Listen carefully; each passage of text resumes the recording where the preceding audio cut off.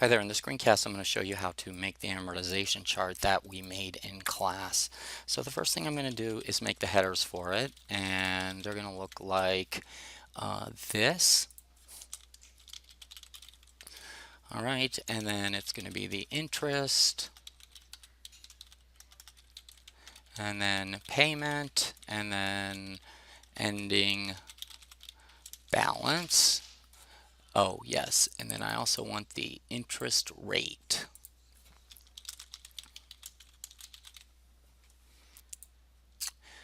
Okay, so I'm going to, let's see, I'm going to highlight the borders of the cells, and then I'm going to make those bold. Okay, so each row is going to be 1 month. And the first thing I'm going to do is put a value for the starting balance. So I'm just going to arbitrarily pick 10,000. And let's see, let me change that to currency. So I'm going to do currency. And then I'm going to come up with an interest rate, and I'm going to format that column as a percent. All right, so when I actually enter a decimal, it should convert it into a percent. There we go. Okay, now the interest that you pay each month is going to be what the starting balance is, okay, times the interest rate and then divided by 12. So I need to use a formula for that. So in the cell I type equals, then I click on the starting balance, then I do an asterisk, then I do click on the interest rate, and then I type divided by 12. All right, so that gives me 2917. The payment is something that you determine yourself.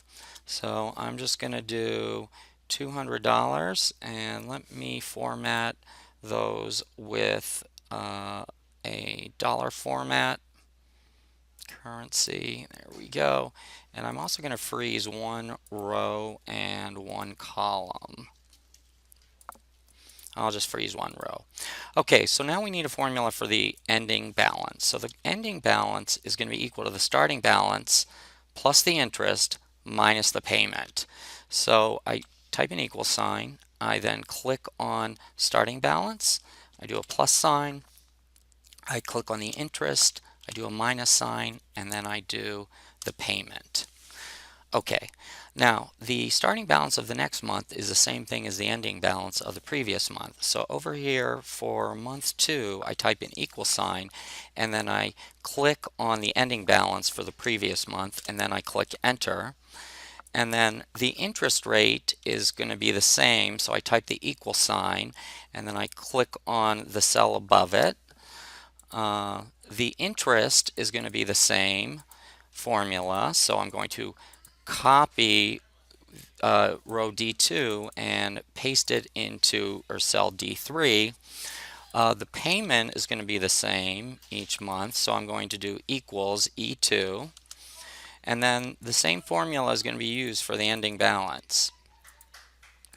All right, and now I'm all set to do copying and pasting, because each row is going to be basically the same formula except updated relative to the row it's in. So I can copy and paste as far down as I want to. So I'm just going to do, let's see, I'll just go down to row 124, which would really be like 10 years, just past the 10-year point.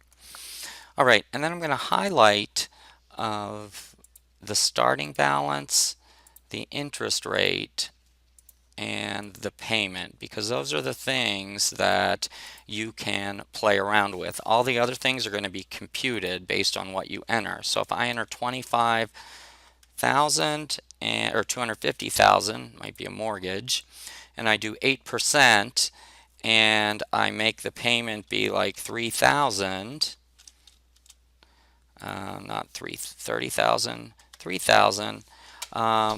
This would be an amortization chart for a loan, a house loan, and you can see that, oh, that would be me paying off a $250,000 loan, and it looks like just over 10 years. So you know that you've reached the point where you have paid off the loan when the ending balance starts to go negative and when the interest starts to go negative. So if you want to compute the total amount that you've paid in interest for a loan, all you do is make a column for total interest, and then there in the first cell you're going to say equals, and then you're going to type sum, and then you're going to start at the very top and you're going to scroll down until the interest finally goes negative. All right, so you want to take the last month where the interest is positive, highlight that, do a close parenthesis, and then hit enter. All right, and then that should give you, I did something wrong. Let me try it again.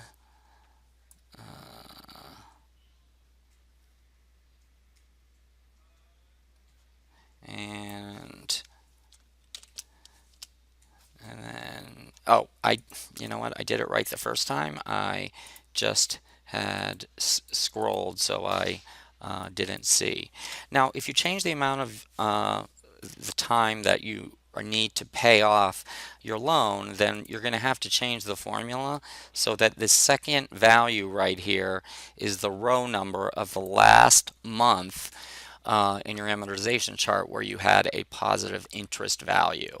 So like, for example, if I wanted to pay off the loan, increase my loan payment to $3,200, then the total interest that I would pay, it looks like it would be 113 months. So that would be cutting off a year of the life of the loan, about maybe a little more.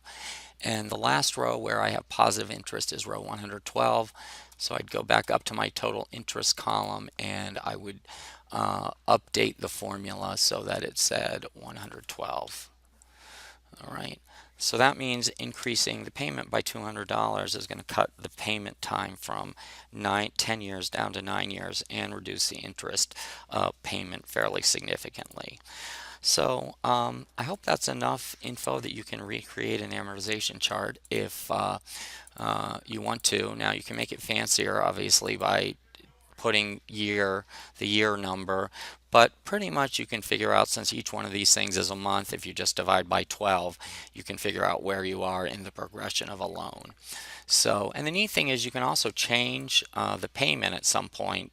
So like if I do 3,500, so like if after the first year I want to increase the payment, then you just type it in there and then that will be affected from there on down.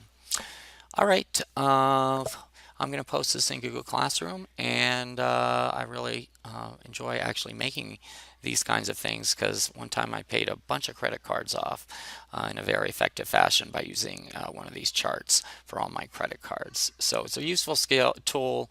You can find online ones, but there's nothing like making it yourself. All right, cheers.